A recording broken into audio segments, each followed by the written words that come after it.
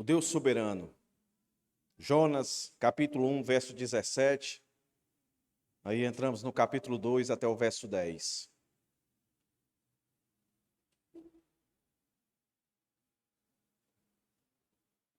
O Deus soberano. Nós começamos nosso culto aqui, como de costume, lendo os Salmos. E um salmo que começa dizendo que Deus é onipotente. E uma das características do Deus soberano é que Ele é todo-poderoso, Ele é onipotente. Ele não só é onipotente, Ele é santo.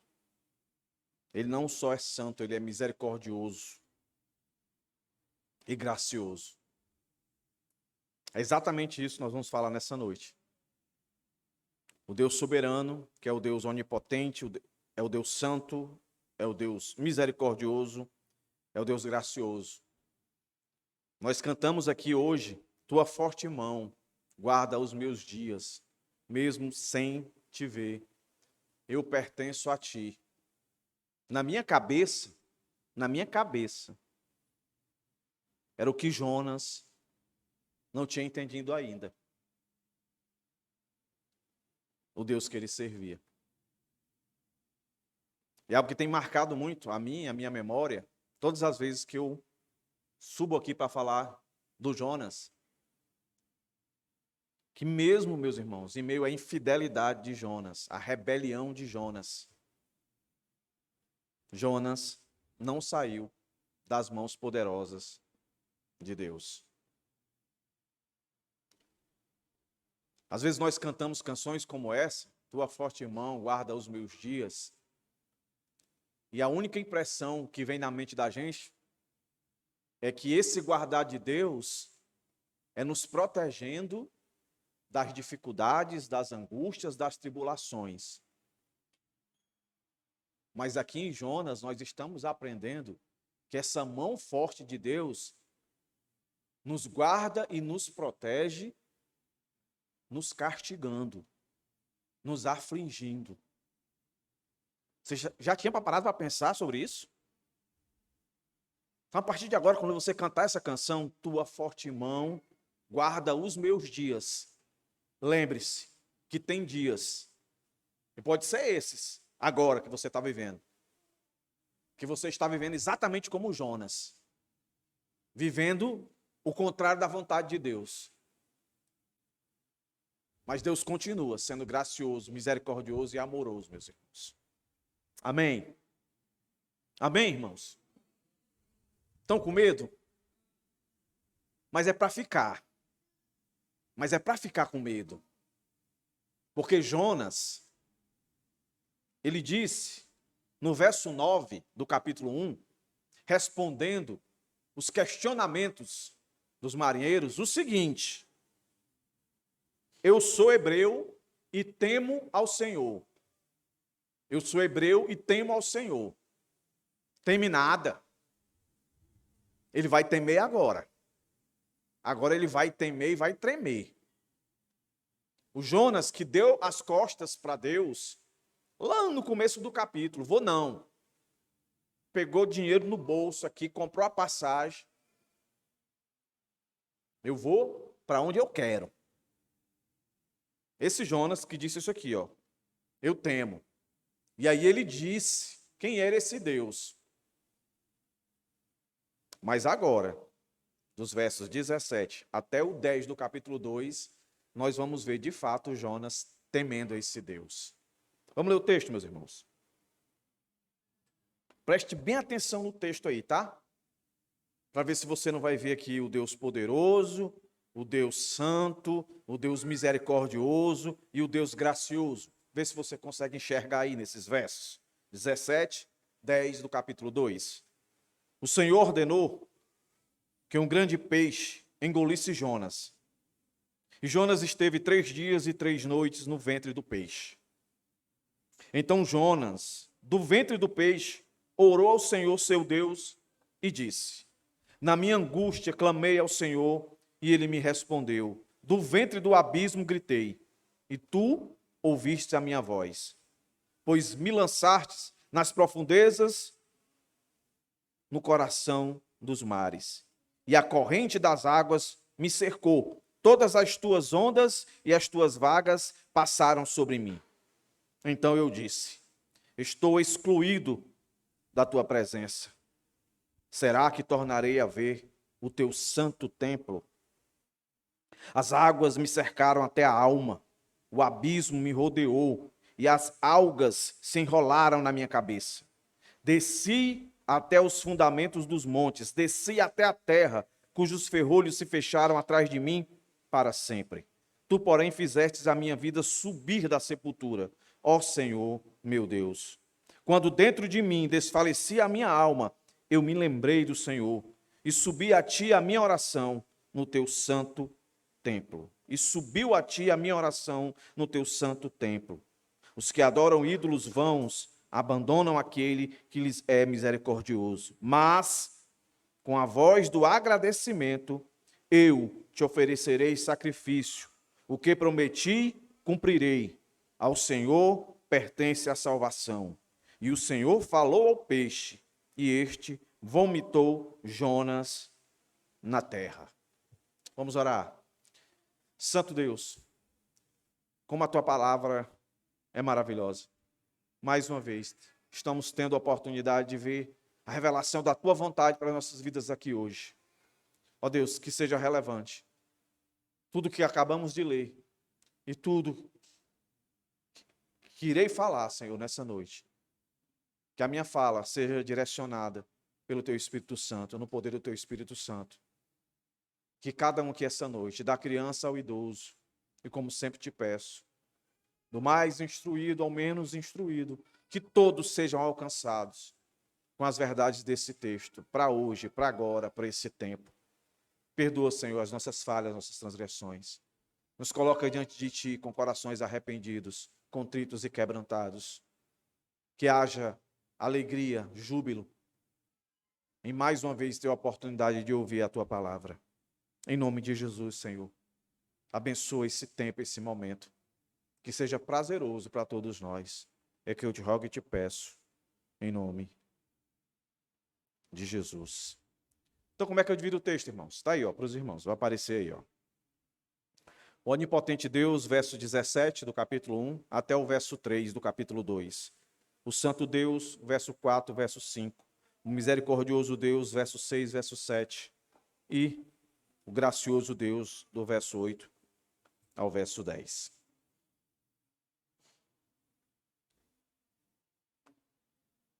Olha que interessante. O verso 17, aparece essa palavrinha aí, ordenou. E lembre-se, todas as vezes que você lê a palavra Senhor, é aquele Senhor Yahvé, o Deus Criador, o Deus soberano, o Deus todo-poderoso, o Deus que governa, o Deus que intervém, o Deus que se manifesta, fala, está presente, certo? E aí aparece essa palavra ordenou. Essa palavra ordenou aí que dá a ideia de um Deus poderoso. O Deus que quando quer fazer alguma coisa, tudo e todos a ele se submetem. Nós vimos no capítulo 1 o Senhor mandando vento forte, tempestade e balançando aquele barco. E o barco balançou de uma maneira que até então aqueles marinheiros experientes conseguiram identificar que aquilo estava além do natural. Havia algo sobrenatural. Havia algum Deus regendo aquelas coisas. E aí nós entendemos que Deus, dirigindo esses homens, chegaram até Jonas e fizeram Jonas abrir a boca. Até então, Jonas, na sua arrogância, na sua soberba, na sua autossuficiência, Jonas, muito parecido com Pedro. Pedro lá do Novo Testamento, né? Não tinha aberto a sua boca para falar. E aí, o verso 9 que nós lemos, do capítulo 1, Jonas começa a falar. Mas Jonas fala com a tripulação. não fala com Deus. A tripulação, os marinheiros, já tinham buscado os seus deuses e agora, indiretamente, está buscando o Deus de Jonas. E faz com que Jonas, pela primeira vez, abra a boca para falar com eles, mas ainda não com seu Deus. No nosso texto de hoje, esse Deus soberano, que tem todo o poder, que ordena as coisas, vai fazer agora Jonas falar com ele. Jonas vai falar com ele. Mas antes que Jonas fale com ele, a gente precisa entender que essa palavrinha que ordenou, ela vai aparecer de novo no texto de Jonas, relacionado a uma planta, relacionado a um verme e relacionado a um tipo de vento. Capítulo 4, verso 6. Essa palavra aparece, na minha tradução, crescer. É a mesma palavra que foi traduzida aqui na minha versão, no verso 17, ordenou. Ordenou o quê? A crescer uma planta. No nosso verso 17, o Senhor está ordenando para um peixe ouvir a sua voz e vir até a sua direção. No verso 6 do capítulo 4, o Senhor está ordenando para que uma planta venha à existência. O Senhor cria uma planta. Esse Senhor, Yahvé. No verso 7, vai dizer que Deus enviou um verme. A palavrinha, no verso 17 do capítulo 1, que é ordenou, aqui está enviou. Mas é a mesma palavra, que poderia colocar aqui, no verso 6, na minha versão. Então o Senhor Deus ordenou uma planta a nascer. No verso 7, mas no dia seguinte, ao amanhecer, Deus ordenou a um verme. E no verso 8, diz, quando o sol nasceu, Deus ordenou para que um vento quente viesse sobre a cabeça de Jonas. Olha aí, meus irmãos. Deus governa tudo, Deus tem poder sobre tudo. Das coisas mais que a gente gosta de colocar numa categoria de mais sobrenatural, né? Essa palavra aparece pela primeira vez no verso 17, relacionado ao grande peixe, que a maioria das pessoas sempre consegue querer entender como se fosse uma baleia. Mas essa palavra ela aparece no capítulo 4, verso 6, verso 7, verso 8, para uma planta, para um verme e para um vento quente, calorado. É como se Deus quisesse dizer assim: eu controlo daquilo que é mais complexo, daquilo que parece ser tão simples e comum. Vento a gente conhece. Vez por outra bate na nossa cara. Vento. Verme a gente conhece. Planta a gente conhece. Agora a gente não tem muita relação com peixe grande assim. Ainda mais fazendo isso aqui que está no verso 17. O Deus Todo-Poderoso. Agora presta atenção.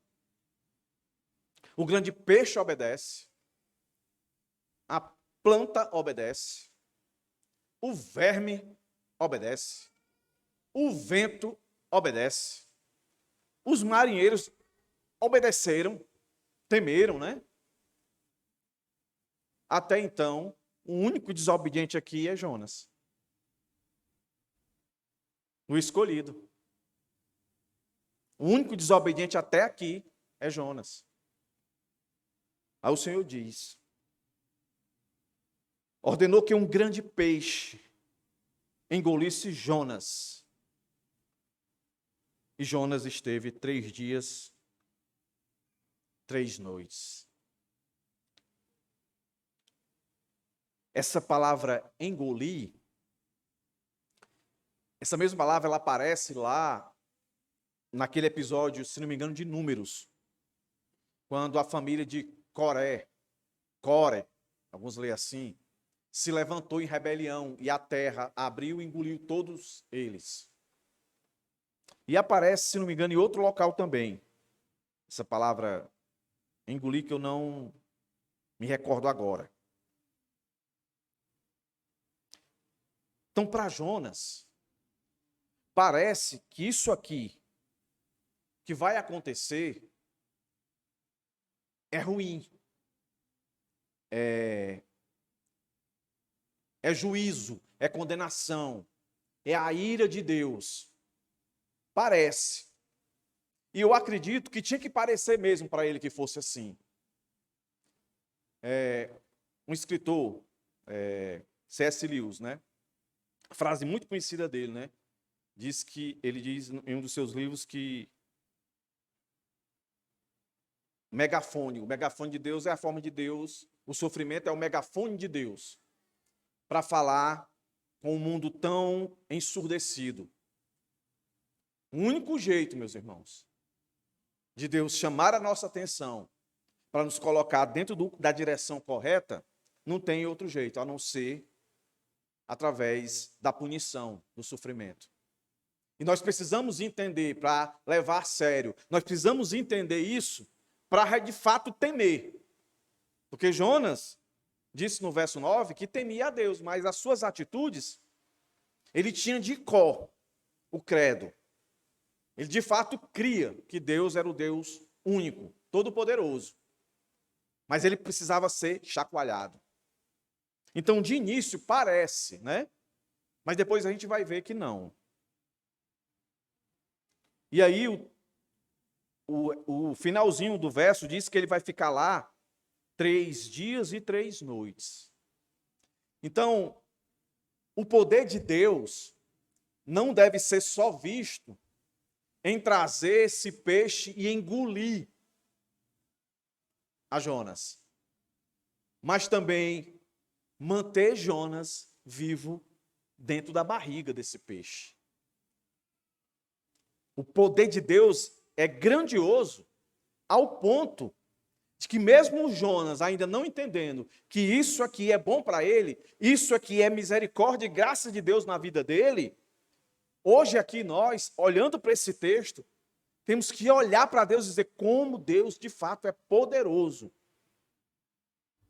para cumprir exatamente aquilo que Ele quer.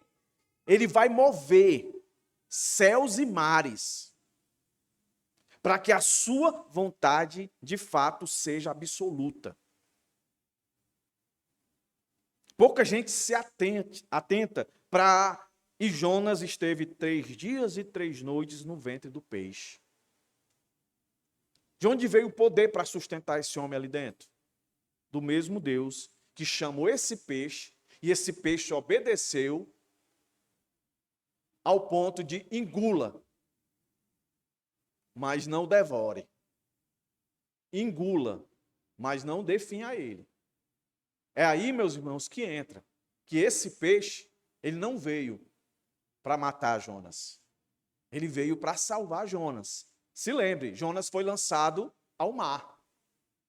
Quando Jonas é lançado ao mar, o texto diz que o mar se acalmou.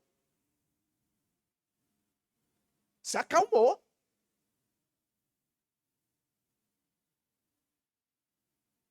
Assim que ele caiu. Então, tenta imaginar essa cena. O mar está lá de um jeito, e quando Jonas é lançado no mar, na hora que ele cai lá dentro, o mar se acalma.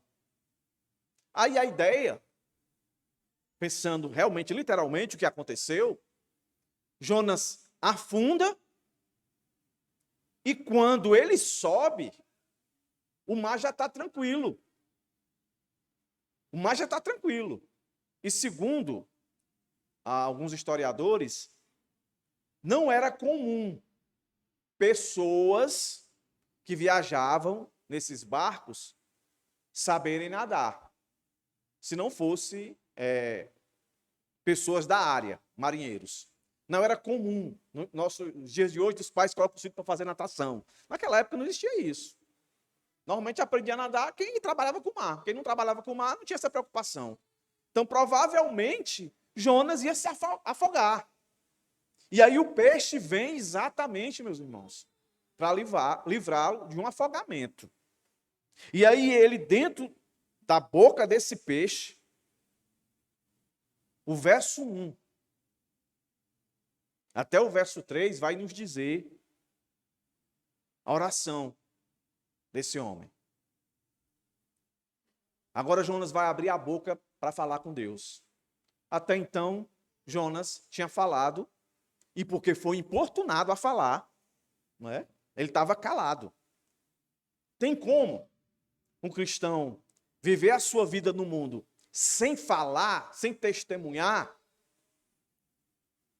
daquilo que Deus requer dele? Não tem como. Se você não falar, Deus vai dar um jeito. Aqui Deus deu um jeito de usar o mundo para cutucar ele, para ele falar. Tem como crente viver somente falando para o mundo sem se relacionar com Deus? Impossível, meus irmãos. Impossível.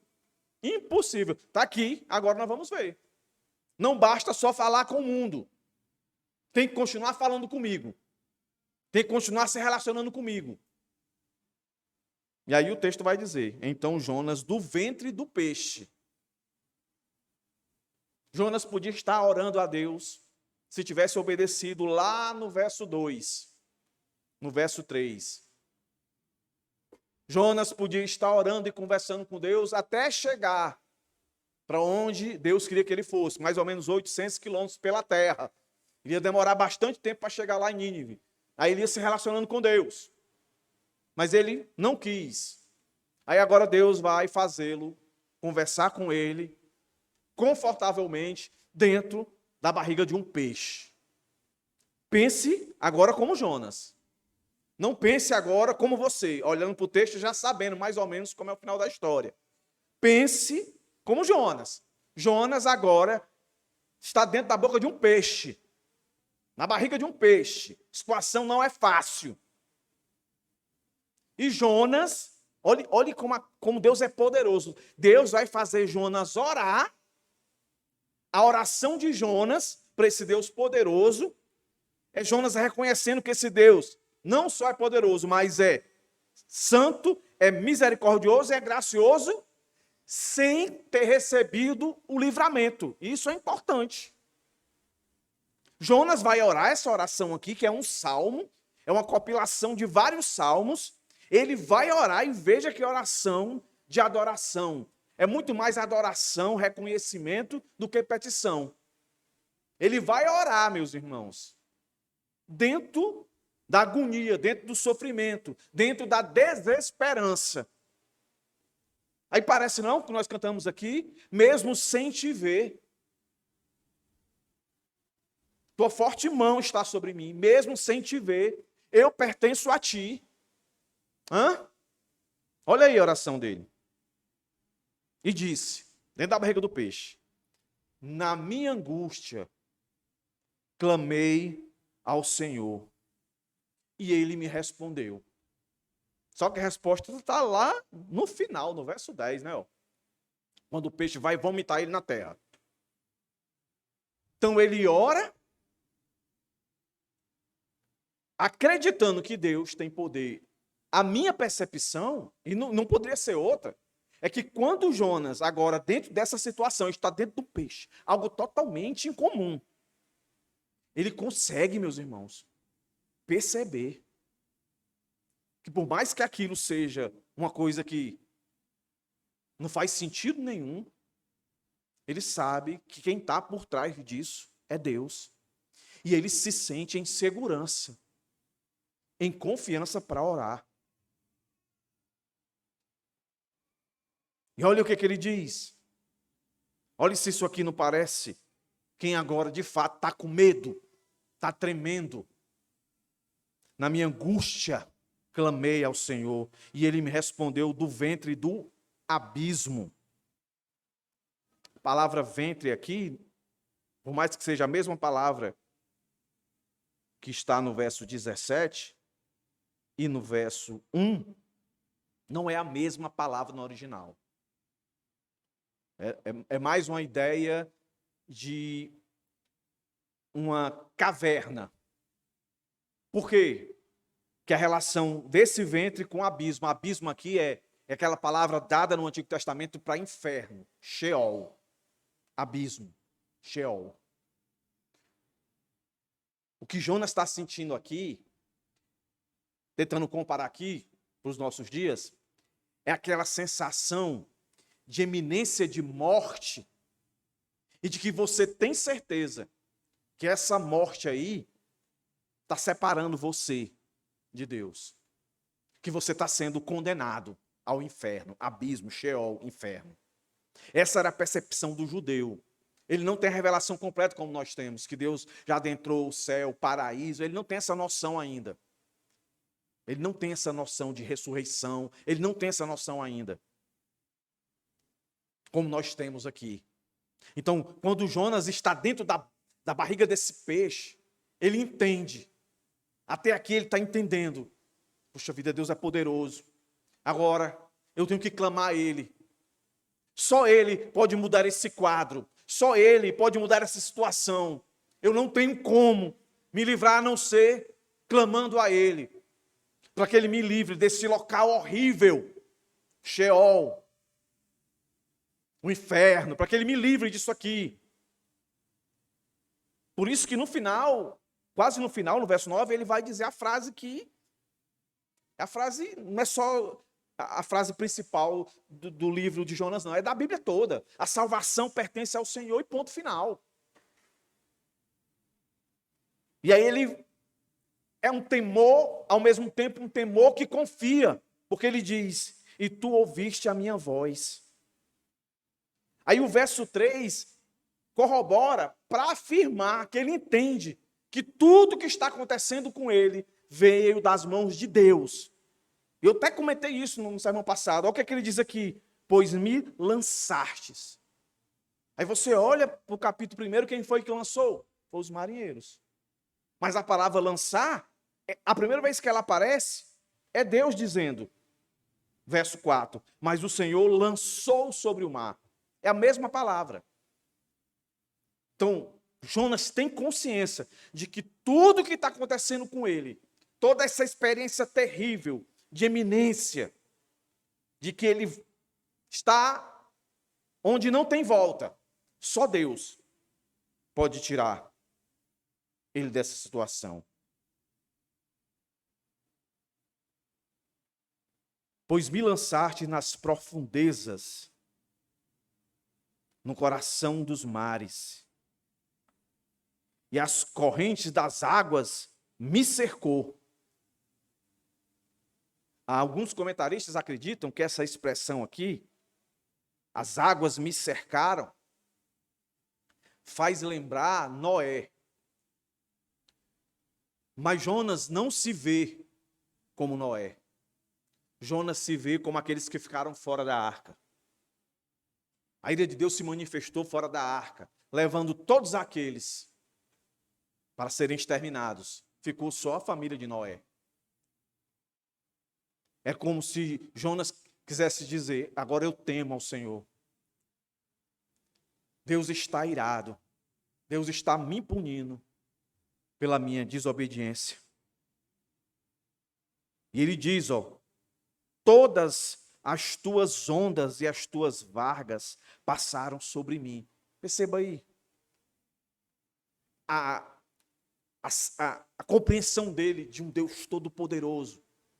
Imagina ele se afogando e ele entendendo que tudo aquilo ali é Deus. Agora ele tem temor a Deus. Agora ele tem temor ao ponto de orar a Deus, se voltar a Deus. Antes ele virou as costas. Agora a gente pode dizer que ele está prostrado, se humilhando e dizendo, tem misericórdia de mim. Tem misericórdia de mim. E aí, meus irmãos, vem o nosso segundo ponto. Jonas reconhece não só que Deus é poderoso, que manda esse peixe vir salvá-lo, que Deus é poderoso para livrá-lo dessa morte terrível. Mas Deus é santo. Olha o que ele vai dizer no verso 4. Então eu disse, estou excluído da tua presença. Estou excluído. Aí quando você lê esse texto aqui, você entende o verso 3. O verso 3 diz assim, do capítulo 1. Jonas se levantou, mas para fugir da presença do Senhor. Então aqui, meus irmãos, nós temos aquelas duas doutrinas que muitas das vezes entram em tensão.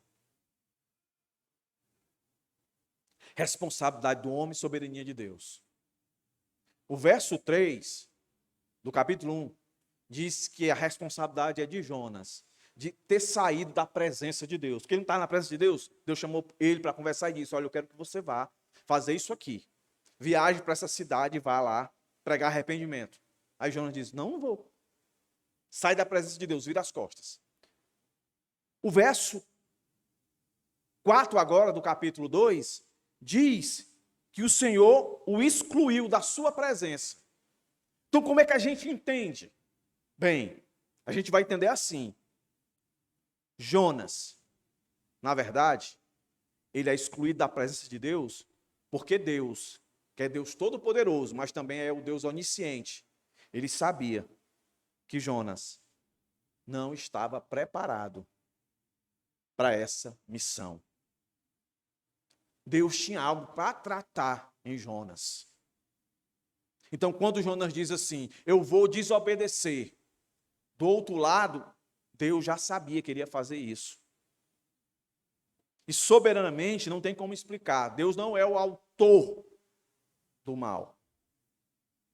Mas, o verso 4 do capítulo 2, é Deus que está excluindo Jonas. Você vai ter que passar por um período. Sabe, a gente quando se alista, vai para o exército, se alista, tem um período.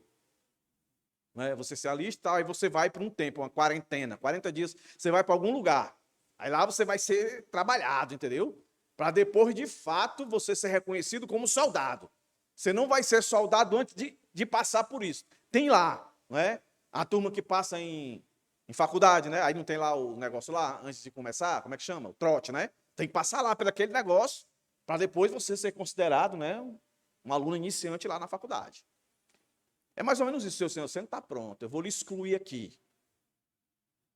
O que é que eu estou querendo dizer? Que até na nossa infidelidade, na nossa desobediência, Deus está no controle, meus irmãos. Deus vai agir, e olha o que Deus já fez, por causa da infidelidade dele. Olha o que Deus já não fez ali, no capítulo 1. Mas agora, especificamente, Deus está trabalhando o coração arrogante, autossuficiente, soberbo de Jonas. E Jonas reconhece isso. Era como se Jonas estivesse dizendo, eu tinha que passar por isso. Por isso o Senhor me excluiu. Por isso o Senhor, vamos dizer assim, permitiu que eu o desobedecesse. Que eu fosse tão arrogante em dizer, eu não vou e saísse da sua presença e fosse fazer aquilo que eu achava que era para ser feito. Agora eu entendo que o Senhor me excluiu. Eu precisava realmente te temer. Eu precisava entender a dimensão do teu poder. E ele continua demonstrando isso. Será que tornarei? Isso é interessante, meus irmãos. Porque a lógica seria ele dizer isso aqui, ó. Será que tornarei a ver a tua presença, a estar na tua presença? Não é não? Olha o que o texto está dizendo. Então eu disse, eu estou excluído da tua presença.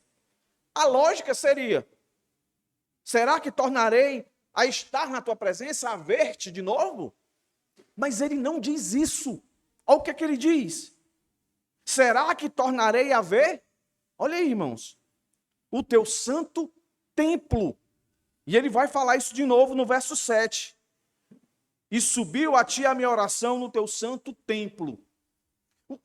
Por que isso está aqui, meus irmãos? Por que não seria tão legal, tão bonito? Senhor, quando é que eu vou voltar de novo? Será que eu vou poder estar de novo na tua presença para ouvir tu falar de novo direto comigo? Ou seja, nessa dificuldade tão grande que ele está passando, um natural sobrenatural. Ele está no mar, na barriga de um peixe. Mar. água, natural. Na barriga de um peixe grande, existe, natural. O sobrenatural, ele está ali dentro e vivo. Mas a oração dele é: será que tornarei a ver o teu santo templo? Olha aí, meus irmãos. Templo, morada. Templo, lugar de confissão, sacrifício e purificação. Sabe o que Jonas está dizendo? Será que eu vou conseguir viver a minha rotina, que até então eu tinha? Ele ia para o templo. O templo aí você pode parafrasear com igreja. Na alta angústia de Jonas aqui, Jonas, ele não pede algo sobrenatural, alguma manifestação sobrenatural. Ele menciona algo natural, algo que ele tinha, e que até então ele não valorizava. Um lugar de adoração, de confissão ao Senhor, onde ele sacrificava, onde ele servia, onde ali ele era santificado, purificado. Olha aqui, irmãos. Será, Senhor, que tu vai me dar a oportunidade de eu fazer aquilo que eu sempre fiz, mas que eu não conseguia te enxergar como eu te enxergo hoje? Aí a pergunta é: será que você precisa passar por alguma coisa parecida como essa, para que você entenda que isso aqui, igreja, lugar de sacrifício, lugar de purificação, lugar de adoração, é Deus se manifestando sobrenaturalmente para você, para fortalecer você, quando você não está aqui como corpo, de fato o corpo visível, que é a igreja, para que você consiga vencer a sua autossuficiência, a sua arrogância, a sua soberba. Hein, irmãos? Porque ele reconhece que estar na presença de Deus não é estar subindo um monte e ficar lá, querendo ver algo sobrenatural. É viver a rotina natural de um cristão. No caso dele aqui, ir para o templo em Jerusalém. Adorar, purificar, sacrificar ao Senhor.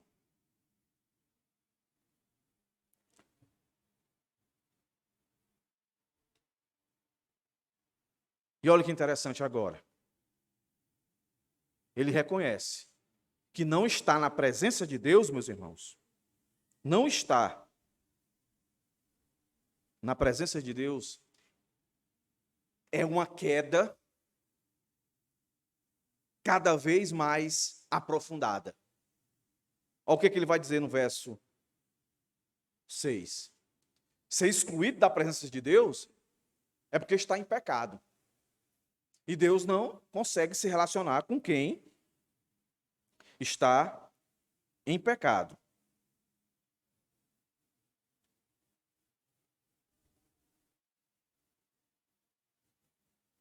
Olha o que ele diz aí, ó. Desci até os fundamentos dos montes, desci até a terra, cujos ferrolhos se fecharam atrás de mim, para sempre. Alguns comentaristas, eles fazem esse caminhar. Só um minuto, irmãos.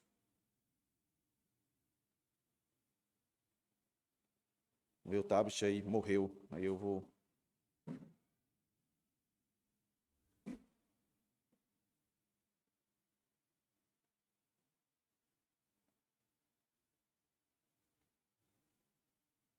Aqui. Faz essa descida dele. Ele sai da presença de Deus, capítulo 1. Aí ele desce para Jope. Aí depois ele desce para o barco. Num barco ele desce para o porão do barco. Do porão do barco ele desce para o mar. Do mar ele desce para dentro da barriga do peixe. E o peixe desce lá, como o termo chama aqui, fundamentos dos montes. A presença de Deus no Antigo Testamento ela é sempre colocada no cume dos montes, onde Deus revelou-se, né? As suas teofanias, onde Deus se manifestou. O Antigo Testamento sempre aponta para isso, né? Hebreus ele fala, né, que o monte tremeu, só quem podia subir era tal, as pessoas tinham que ficar lá embaixo. Aqui ele está indo para o inverso, né? Para mais profundo ainda, para um monte dentro do mar e ele está indo lá para os fundamentos, ou seja, ele está lá embaixo. Ou seja, Deus não tolera pecado. Deus exclui todos aqueles que estão na prática do pecado.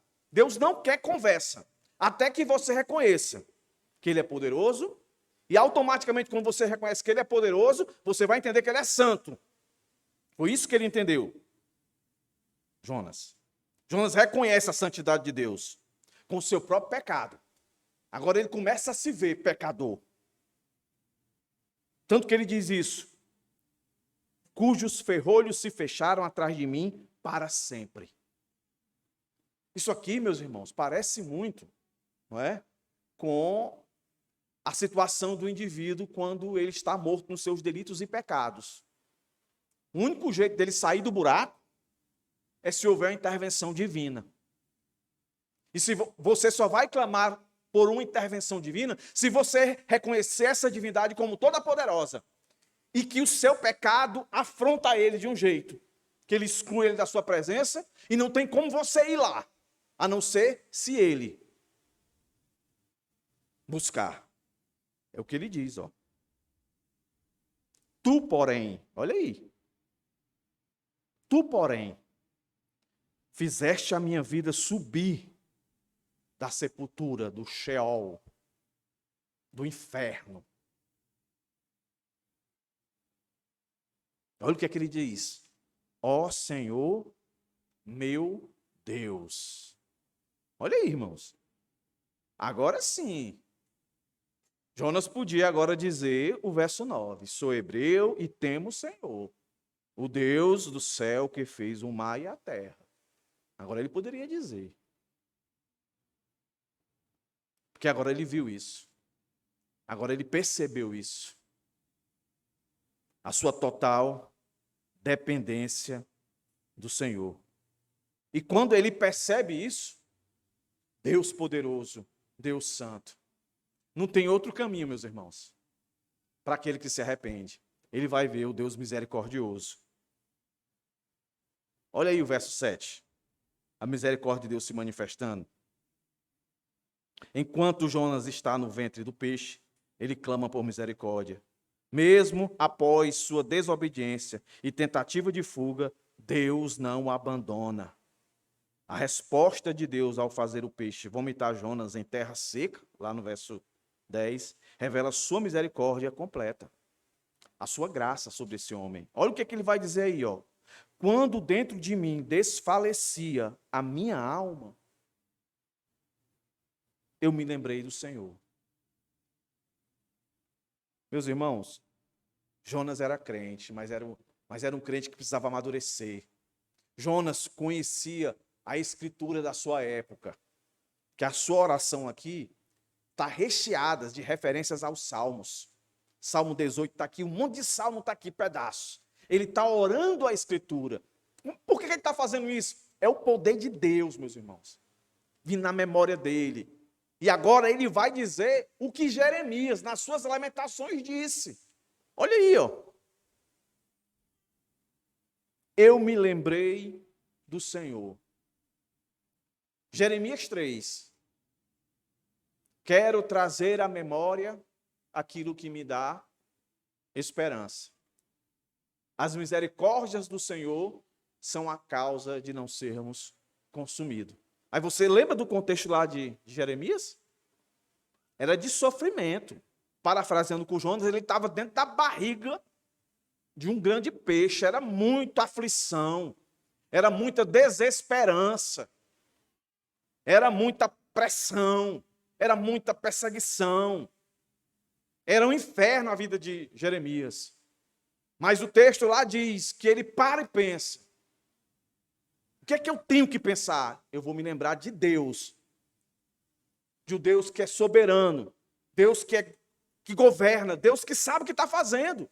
Ele me chamou para isso aqui. Qual era a missão de Jeremias? Era pregar. Qual era a missão de Jonas? Pregar também. Certamente veio discernimento na cabeça desse homem. Que aí ele vai dar esse estalo. Eu me lembrei do Senhor. Me lembrei do Senhor. Yahvé. Então ele deve ter lembrado. Não, o Deus que eu sirvo é o Deus que tirou o seu povo da escravidão. É o Deus de Noé. É o Deus de Abraão. É o Deus de Isaac, de Jacó. É o Deus de Jeremias. É o meu Deus. Hã? E aí ele tem convicção. E subiu a ti a minha oração no teu santo templo. Olha aí, irmãos.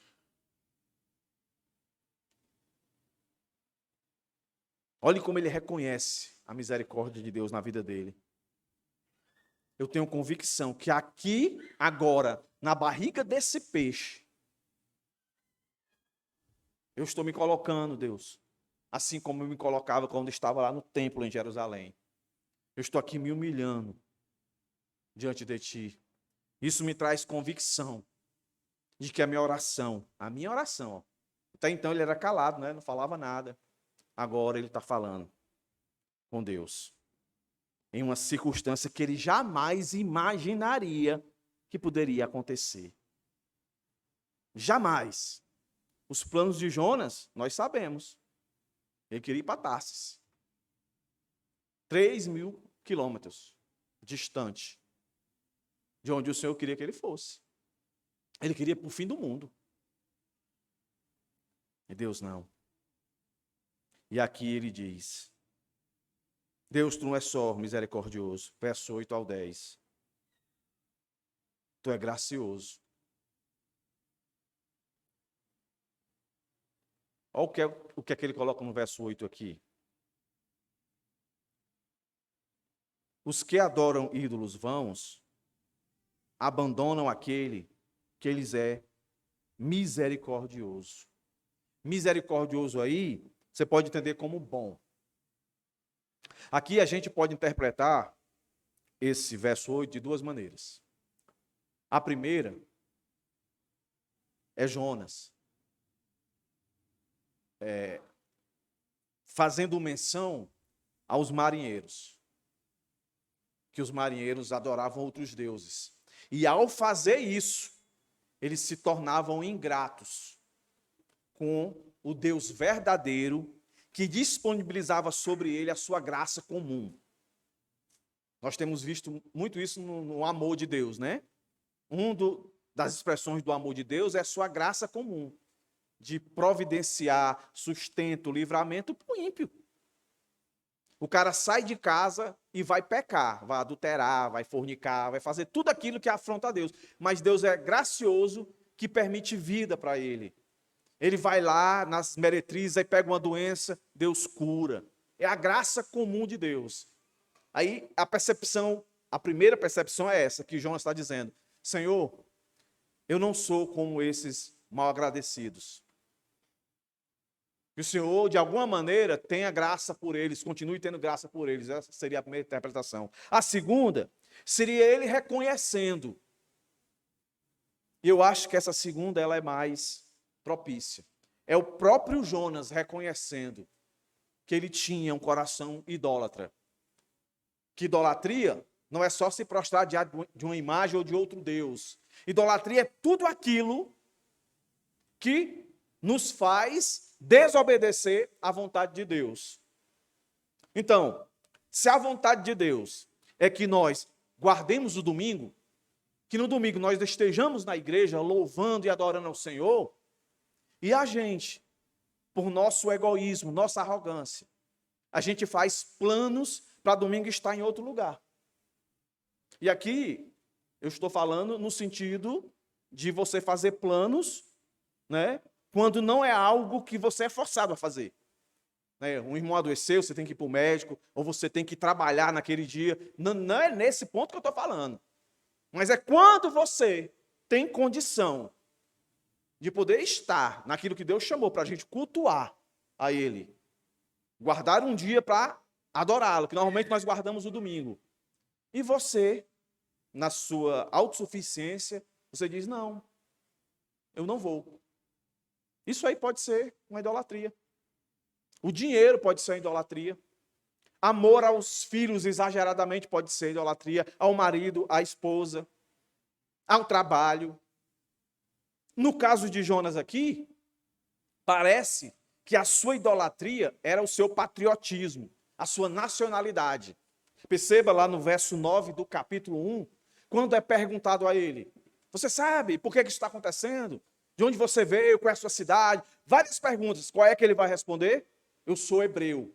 E qual era a justificativa dele de não ir pregar para os ninivitas? Ele não é teu povo. Eu fui chamado para falar para o teu povo, chamar o teu povo ao arrependimento. Eu não fui chamado para pregar para esses ímpios, não. Esses depravados, não. Então eu não vou.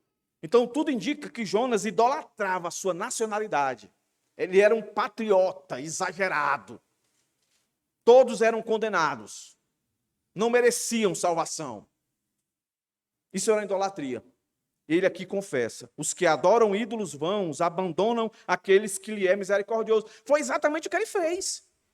Ele abandonou um Deus que é bom. Ele virou as costas para um Deus que é bom.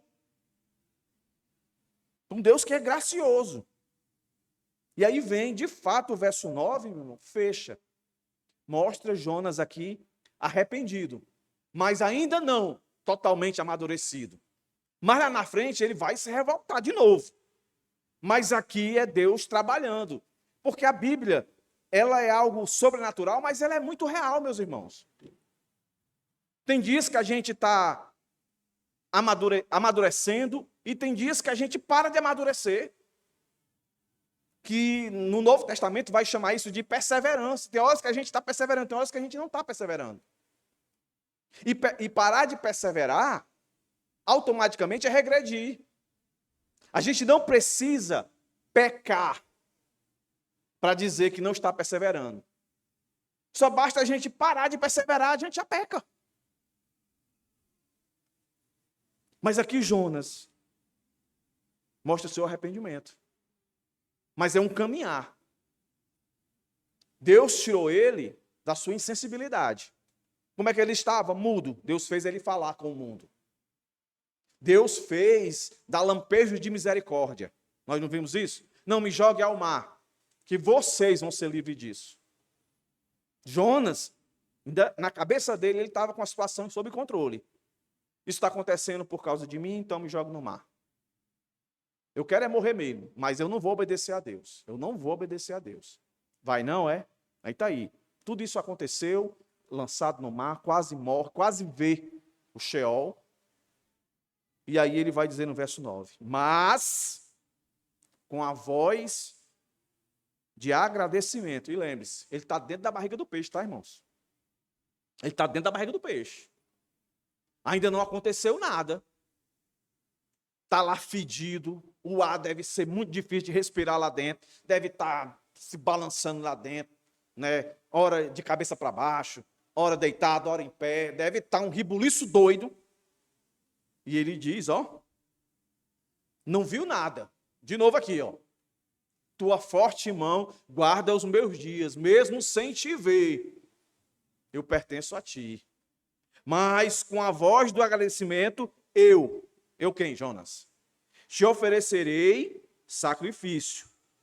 O que prometi, cumprirei. E aí ele vem.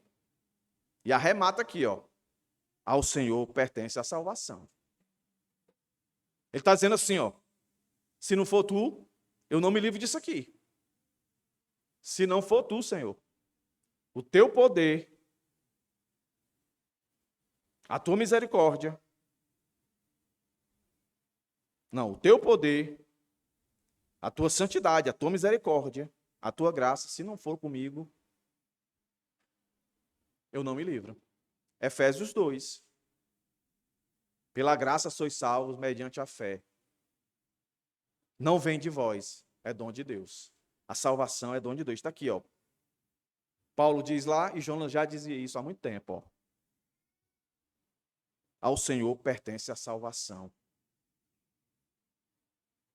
Aí o verso 10 diz: o Senhor falou ao peixe, cospe ele para fora da terra, na terra. Então pronto. A viagem de volta para a terra não foi num barco, foi no peixe. Aí aqui, eu não vou aqui me perder aqui na ideia. Mas deve ter sido um negócio fantástico, né, irmãos? O peixe chegar na beira da praia e cuspir este miserável aqui. Parece ruim, mas é a graça de Deus. É a graça de Deus, meus irmãos. Como é que eu concluo aqui? O capítulo 2 de Jonas nos apresenta um retrato vívido de um Deus poderoso, santo, misericordioso, meus irmãos, e gracioso. Esse Deus é capaz de preservar a vida no ventre de um peixe. Demonstra sua santidade ao confrontar o pecado. Estende a sua misericórdia ao responder o clamor de Jonas. E mostra a sua graça ao resgatá-lo. Essa passagem, meus irmãos, nos lembra que Deus está no controle absoluto. E que sua natureza é repleta de amor, graça e poder. 3 verdades fundamentais aqui. Primeira delas: assim como Jonas, devemos reconhecer que somos pecadores, culpados perante Deus e que merecemos sua justiça. Isso contrasta com a ideia moderna de que a autoestima é a chave para os nossos problemas. A igreja tem sido invadida de pregações onde chamam as pessoas a dizer: não se sinta menor, não se sinta pecadora. Aí abraça só a teologia do amor de Deus. Mas está aqui Deus agindo com justiça, quebrando a autossuficiência de Jonas, a arrogância. A arrogância de dizer como é que a coisa tem que ser feita. E a soberba de dizer para quem deve ser feita. E isso parte de um coração que não reconhece que é pecador. Devemos reconhecer, meus irmãos, também a nossa impotência espiritual. Nada vai acontecer com a gente para tirar a gente da situação de pecado se Deus não agir. Não é e nunca será pelo que a gente faz, mas pelo que Deus faz. Então, pastor, eu pequei, aí eu não tenho que fazer nada. Não, você tem que se arrepender. E como é que você se arrepende? É você orando a Deus, e você orar a Deus, o Espírito Santo vai lhe inspirar você a orar a Escritura, como Jonas foi inspirado aqui a orar a Escritura.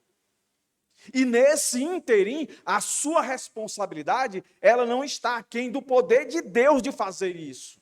É Deus que nos atrai, meus irmãos, para a salvação. E é Deus que nos atrai para o arrependimento depois da salvação. É sempre Deus, olha aqui. Se Deus não intervém, se Deus não usa o seu poder, Jonas não se voltaria, não se arrependeria, meus irmãos. Então a gente não pode achar que a gente tem poder espiritual da gente mesmo para se arrepender. E outra coisa, o texto de Jonas como um todo, principalmente o verso 17, que fala que Jonas passou 3 dias, 3 noites, o Senhor usou esse texto para falar da sua ressurreição, para falar da sua morte e ressurreição. E Jesus morreu e ressuscitou por causa de quê, meus irmãos? Por causa dos nossos pecados. Então a gente tem que entender, para a gente conseguir absorver o Deus que é gracioso, o Deus que é misericordioso, o Deus que é santo, o Deus que é poderoso, para que de fato a gente entenda isso, a gente precisa compreender que tem um custo. Teve um custo. O perdão dos nossos pecados. Foi por graça porque a gente não precisou fazer o sacrifício. Mas Cristo fez. Não foi uma graça barata. Foi uma graça absoluta e autêntica. Ele enxergou isso e valorizou. A graça tem custo, a salvação tem custo. Nós não temos poder espiritual para fazer qualquer coisa. Nós não temos moralidade para isso, se Deus não nos transformar. Somos transformados, como Paulo diz, de glória em glória. Há transformação das trevas para a luz e há transformação do caminhar de santificação, que é essa expressão que Paulo usa, de glória em glória.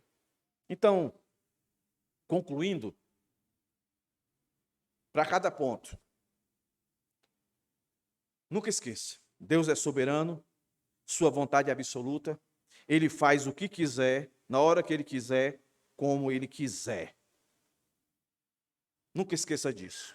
Segunda coisa, Deus é santo.